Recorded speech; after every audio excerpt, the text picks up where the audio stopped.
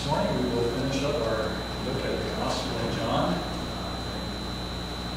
Which providence, it seems to me, we'll consider next time studying in the book of Genesis. So I hope it will be next week to begin that. We will find that to be a very helpful, encouraging study as well.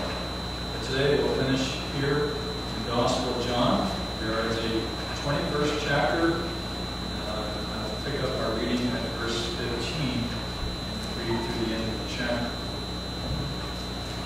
When they had finished breakfast, Jesus said to Simon Peter, "Simon, son of John, do you love me more than these?"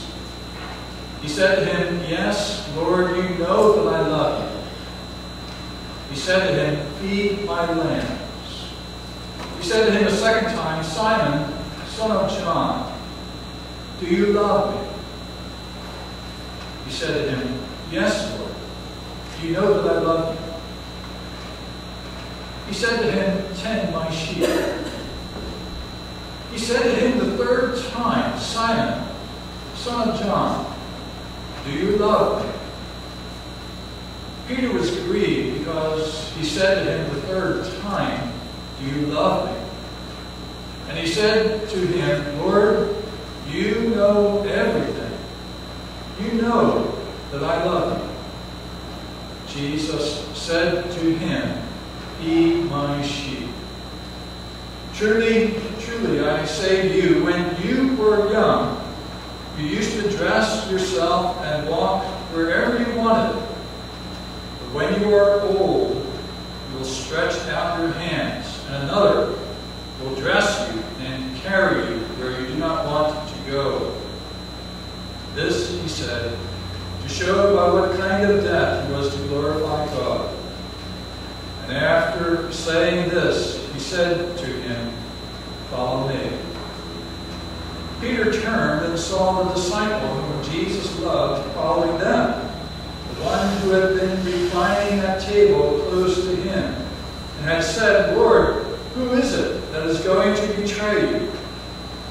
When Peter saw him, he said to Jesus, "Lord, what about this man?" Jesus said to him, "If it is my will that he remain until I come, what is that to you? You follow me." So the saying spread abroad among the brothers that this disciple was not to die.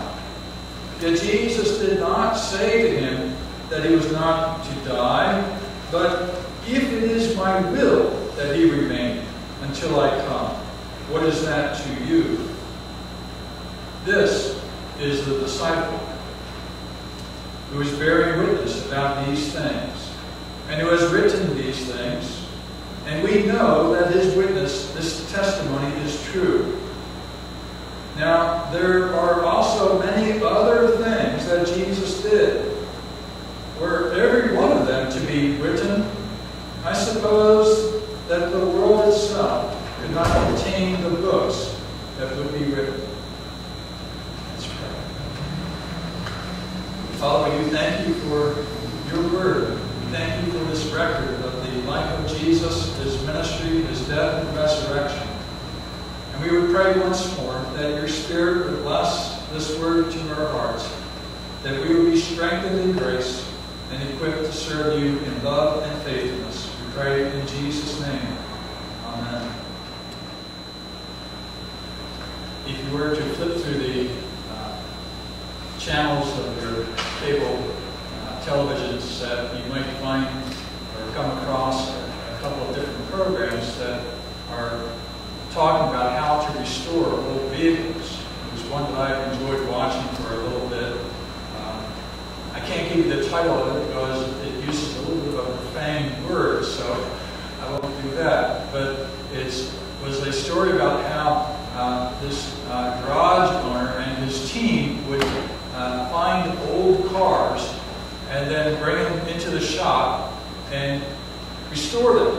And sometimes they'd have to strip that car right down to the bone, taking the frame off, taking the upholstery apart, and just redoing the whole thing.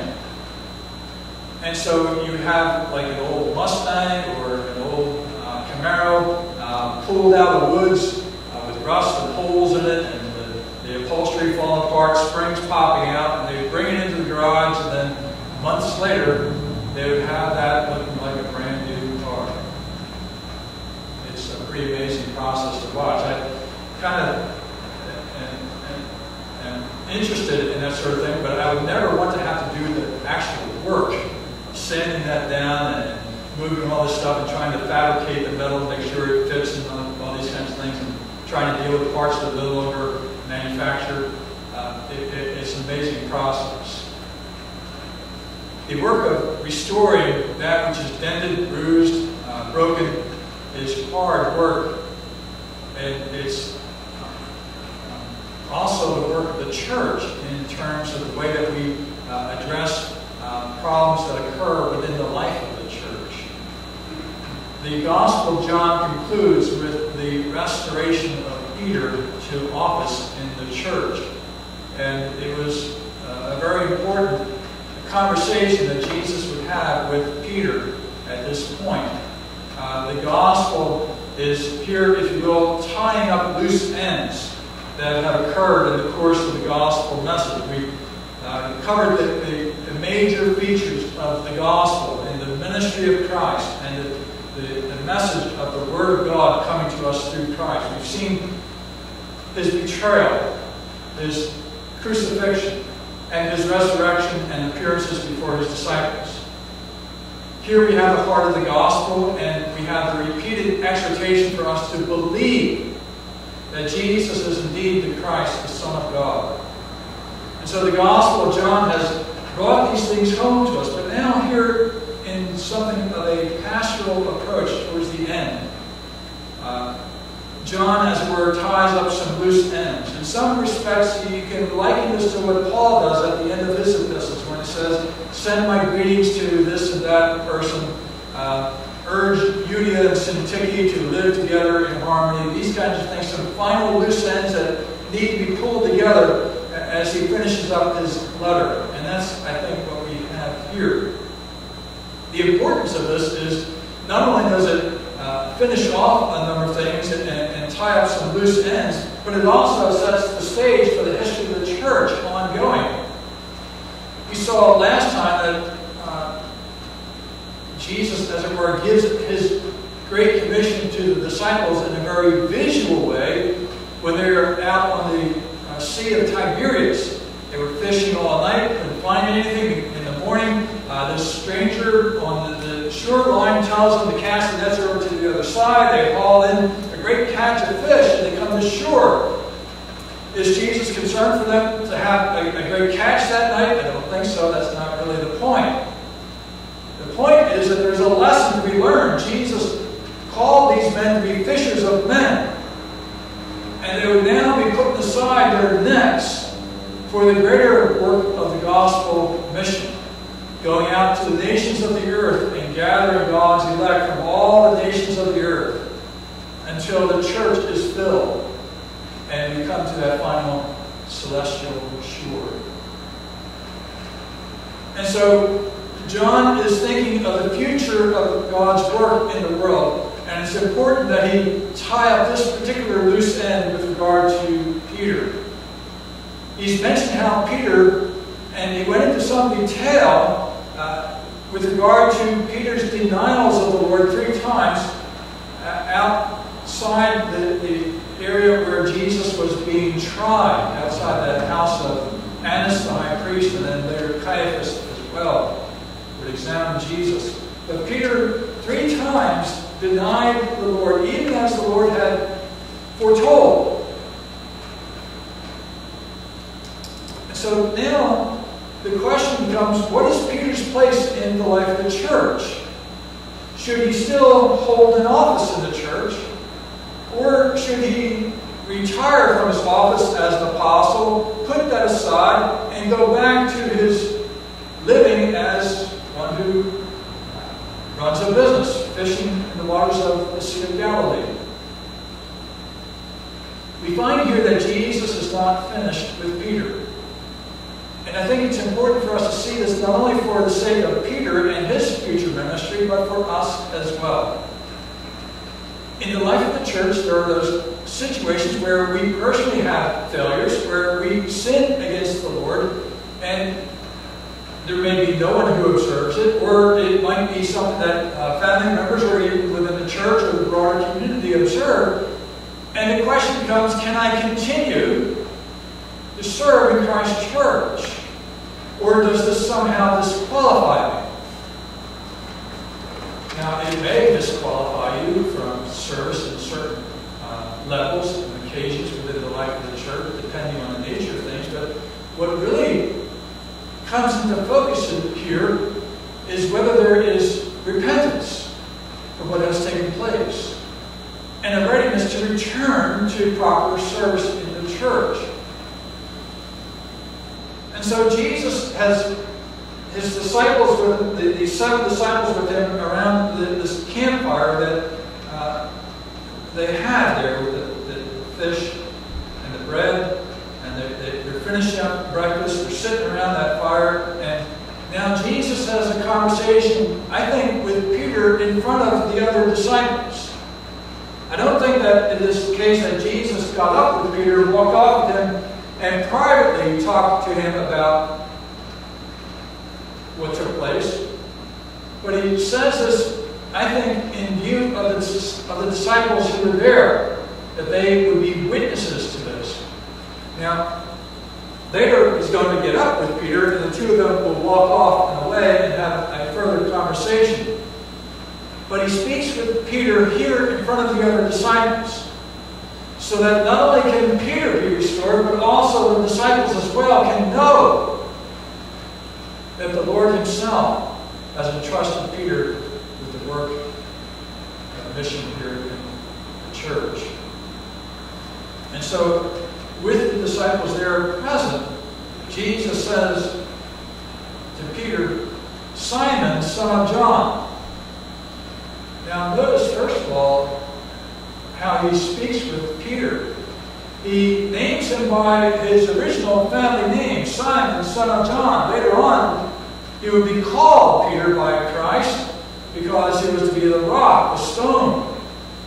But here he speaks of him as Simon Peter, reminding him of his old nature, of his life before coming to faith in Christ. And perhaps in some ways, raising before him, what is the question, Simon Peter, of your relationship to me? Where are you really at this point in your life? And so he addresses him, Simon, son of John, do you love me more than these? Now,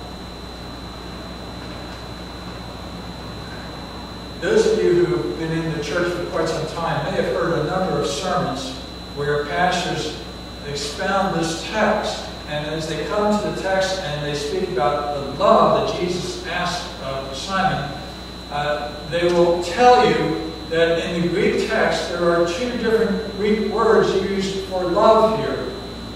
It doesn't come across in our English translations. I don't know that any of the modern translations or the ancient, King James or what have you, translated any differently. It's always, do you love me? And so the English does not really reveal what's going on in the Greek text underneath. Underneath, there are 2 Greek words used here. Jesus, in the first question, asked Peter, do you love me?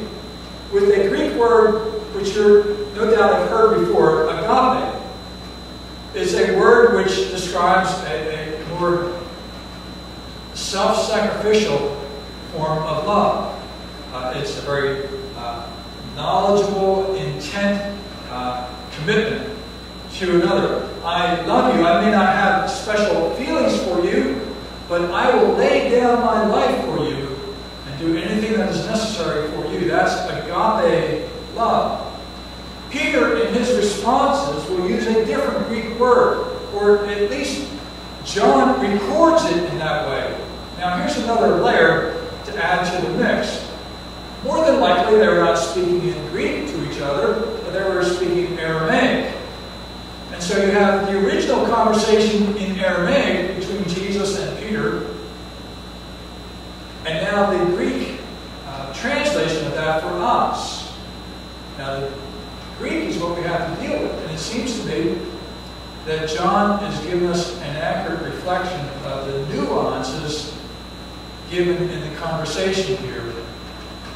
So that when Jesus asks him, "Do you love me?" agape, Peter responds, "Yes, you know that I love you," phileo.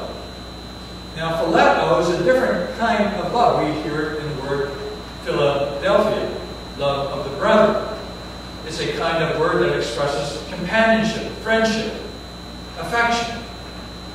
And so Peter's expression of love doesn't quite rise up to the level of agape of which Jesus is asking.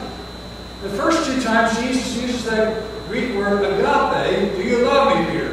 Do you love me more than these?" And then, "Do you love me?" Just very simple.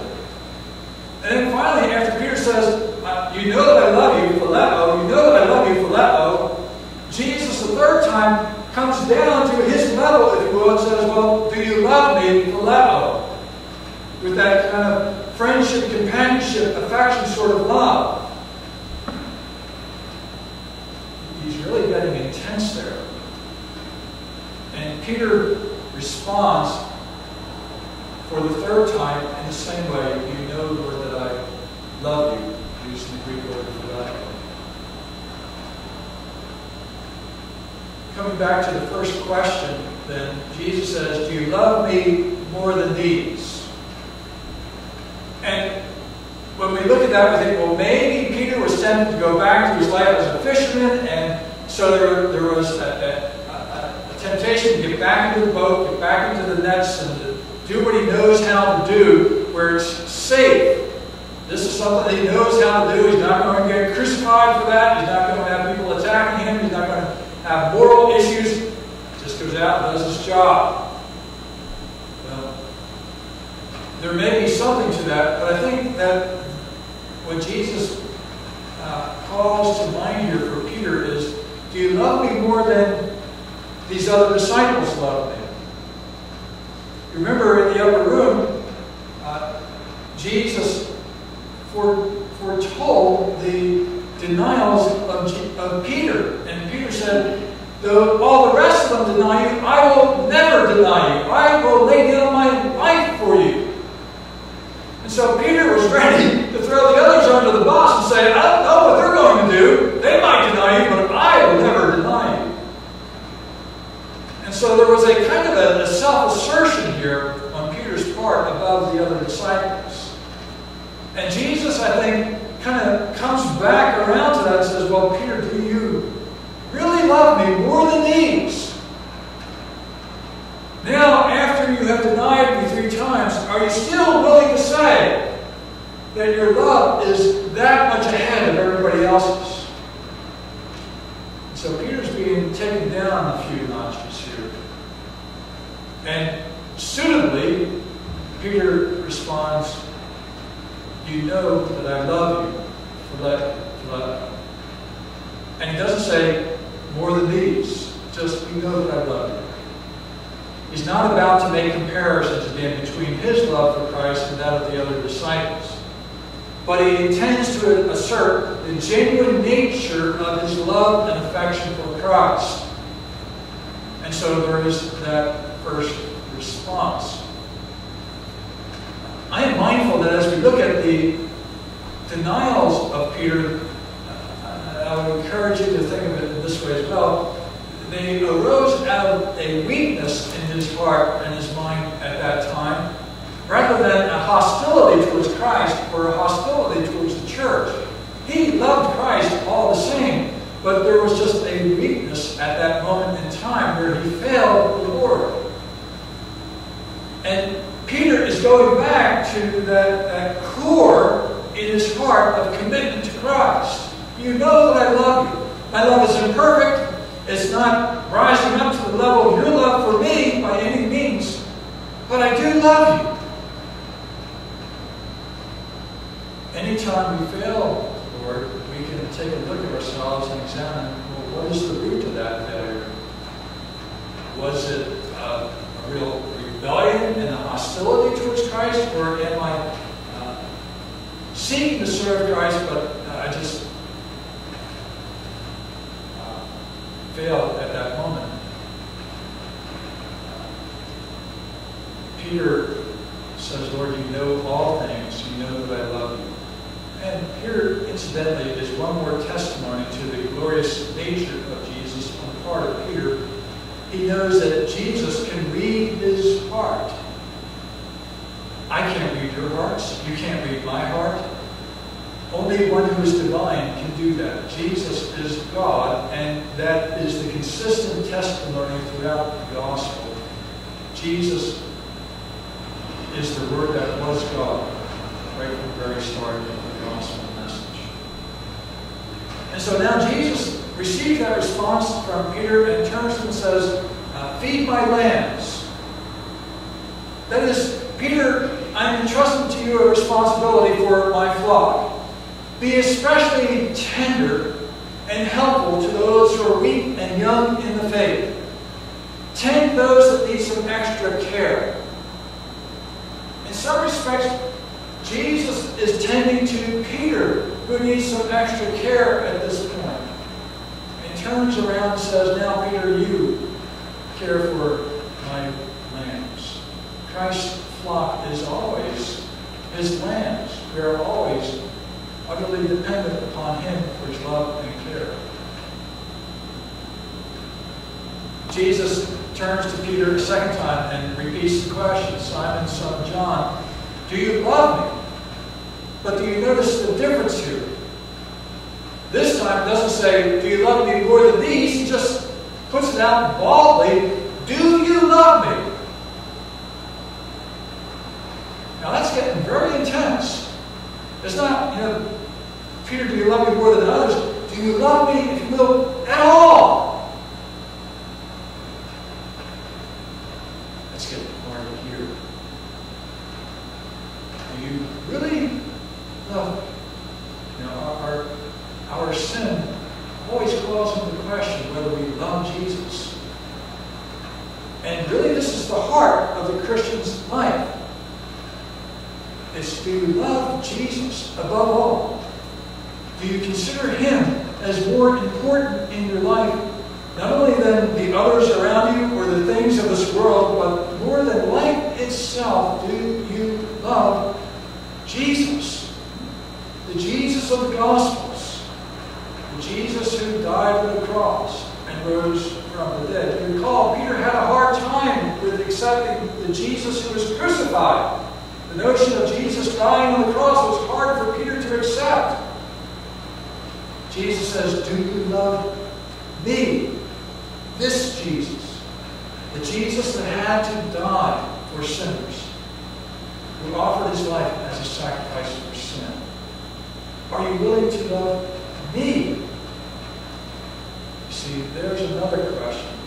When we come into the world, we might say to folks, do you love Jesus? And you might find many folks will say, yeah, I love Jesus. He taught us to love one another. And he lived a good life of healing people and helping people. Yes, I love Jesus. Do you love the Jesus who says that you are a sinner under the wrath of God? And that I have come to provide a ransom for you. That my death on the cross will pay the penalty for your sin. That I have to die and endure the wrath of God for you. Is this the Jesus that you are willing to love and serve? That's a humbling Jesus. He strips away your pride. He takes away all of your self-esteem and any notion that you are worth something. And he calls you to cast yourself entirely and completely upon him if you have any hope of being saved. So Jesus asked Peter, do you love me? Point blank. Do you love me? Peter says again, Lord, you know all things. You know that I love you. And then finally, Jesus says a third time, and I got to think that Peter's catching on to what's going on here. There's a purpose behind this. And I'm impressed by how Jesus handles Peter's situation. There's a gentleness, there's a directness, there's method to his madness, if you will. There's a point to this.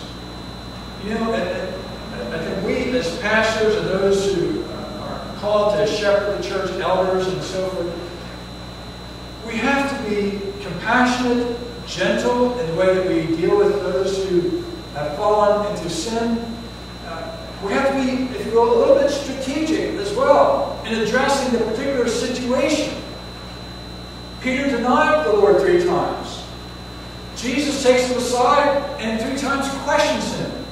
Do you love me? Counseling can be very hard, and dealing with people in their situations in life can be very challenging. The Apostle Paul said, "You who are spiritual, restore those who have fallen, but with a spirit of gentleness, lest you yourselves fall into sin." And so, it seems to me that quite often, unfortunately, sometimes those of us who are engaged in dealing with folks who have obviously fallen into sin might be motivated by more than the gentleness of Christ and the desire to restore the offender. Sometimes there might be anger, resentment, self-righteousness, all different kinds of motivations that go into the way that we relate to this particular individual. And we need to be very careful, check our hearts, and be careful that we don't go overboard, that we don't require more of this person than we should. At the same time, we shouldn't be lackadaisical about it either. So it requires a wisdom combined with gentleness, graciousness, and a purpose behind it to restore the offender. Here Jesus says to him the 3rd time, now dropping down to Peter's level, says, "Do you love me?" 11. And John notes the pain in Peter's heart at this point. This has been a hard couple of questions. First time, okay, yeah, I love you. Second time, you know that I love you. Third time, wow, this is embarrassing. This is hard. You know all things. You know that I love you.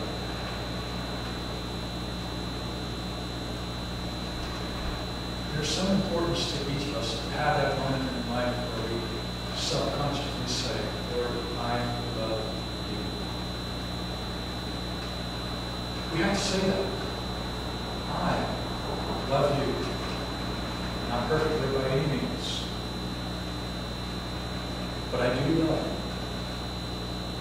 you. And I think if by the Word of God, either as it's preached or through fellowship or through witness in other ways, as the Word of God disciplines us, corrects us, it should drive us to this point. Do you love Jesus? And we should respond mentally, from the heart, even verbally, I love the Lord Jesus. And I think as we say that, I think Jesus had to get Peter to say this 3 times so that he can impress it upon his own heart. Yes, you do love me, Peter. There has been failure here. I've seen it. We're correcting it. But I'm calling out from your heart that basic core of love. And I'm challenging you to respond to that and to reveal that love to the disciples and in faithfulness to me. Once more, step up. Follow me. Just like from the very start, when I call you to follow me, and I'll make you Christian. Jesus calls out that love. And evermore, it is the purpose of the Word of God in our midst to call out from us a responsive love for Christ. That is always the goal of the preaching of the Word. It's always the goal of any sort of discipline that occurs. That's love of Christ. Well, the Lord finishes his conversation with Peter and says to him, "Follow me." And they get up and go. Now, I should, before I get to that, there's one more thing that Jesus says to him. And here it's an affirmation to Peter and to the disciples that Peter is going to be a faithful and effective servant of the Lord here. He says, when you were younger, you used to dress yourself and clothe yourself as you wanted to. You stepped out in style, you walked out, you went wherever you went. But when you get older, things are changing. Now we can sympathize with that. Those of us who are getting older, we can sympathize that when we were younger, we were much quicker to get up and run around and do what we wanted to do. As we get older, we got to think about that. Even getting up out of bed, you got to sit up a little bit, catch your breath, maybe let the things settle down in your head, and then make your first steps gingerly out of bed. Things are different as you age. But Jesus is not just talking about the aging process here. He's saying there is a future for you, Peter, and you need to be prepared for that. When you were younger, you clothed yourself. When you're older, somebody else is going to clothe you and take you where you don't want to go. And what he has in mind here for clothing is a crossbar for a cross, where his arms will be tied. Peter, according to the testimony of the early church, will be crucified by Nero in Rome. Upside down is the tradition that has descended to us, because he did not wish to be crucified in the same way that Christ was crucified. He did not feel he was worthy to die in that fashion. He would face death and sacrifice his life for the Lord Jesus Christ. That original willingness to lay down his life for Christ would ultimately be tested and proven to be true through the work of God's grace in his life.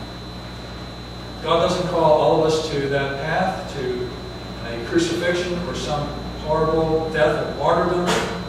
Many will pass through this life without those kinds of things. But we're always called upon to take up our cross and to follow Christ. We're always responsible to put down our own wishes, comforts, desires, and these kinds of things for the sake of the church, for the sake of God's kingdom, and to follow after Christ. Jesus said to Peter, "Follow me." And now we come to the conclusion. I'm sorry, this is a little bit long. But we come to the conclusion where Peter and Jesus are walking away from the disciples, and as they walk away, John gets up and he begins to follow after them. Because John loves these two and he's not going to be left behind. And so here is Peter, and he's already been told something about what his life is going to be like, and so why not? He asks him, well, what about this disciple as well? And the writer reminds us who this disciple was. It's really John the Apostle, it seems to me. What will become of him? And so Jesus told Peter about what life is going to be like for him. What about John? This is my closest friend. He and I are always together in the various things in the life of the church. If this is what is ahead of me, what's going to happen to John? It's a very natural question. Well, Jesus said to him, don't worry about John. If I want him to live until the day that I return, what business is that of yours? You follow me. There's a certain focus that Peter needs in his life.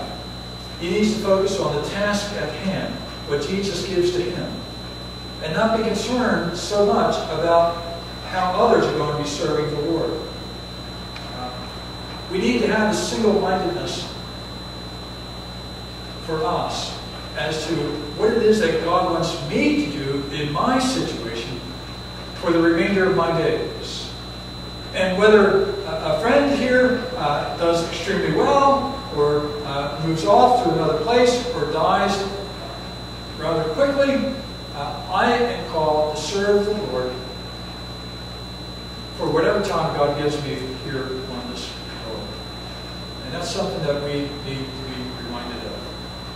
I was reminded of that yesterday once again as we had a memorial service for a member of our broader church who unexpectedly passed away at 56 years of age, much sooner than anyone would have thought or expected.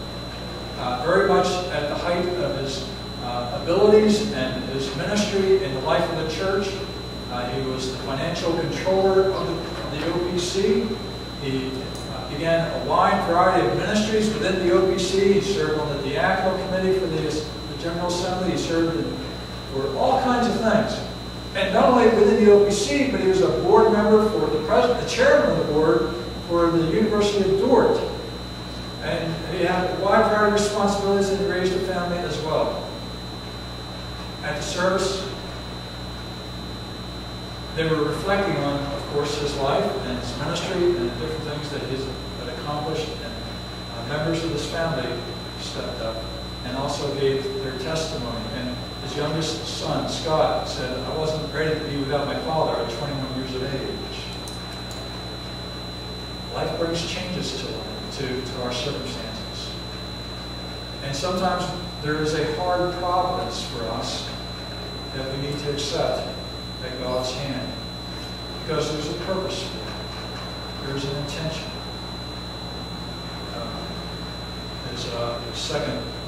His youngest daughter, then stood up and spoke, and she related the story of how she had been out on, I believe it was a baseball field, playing softball, and they were playing against another team, and they were losing, and she came to the sidelines, and he was standing there, and she came up to him. She's kind of an emotional person. She comes up to him and grabs him and says, "Why is it we're losing?" That sort of thing.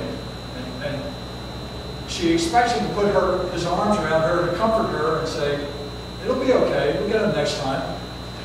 But he doesn't. He puts his hands in his pockets and stands there and says, "Get out there and beat them." No sympathy. You know, the Lord directs us in life and calls us to His service. At times there are hard providences for us to deal with. And we get emotional about it. But we're responsible to serve the Lord to His glory and praise.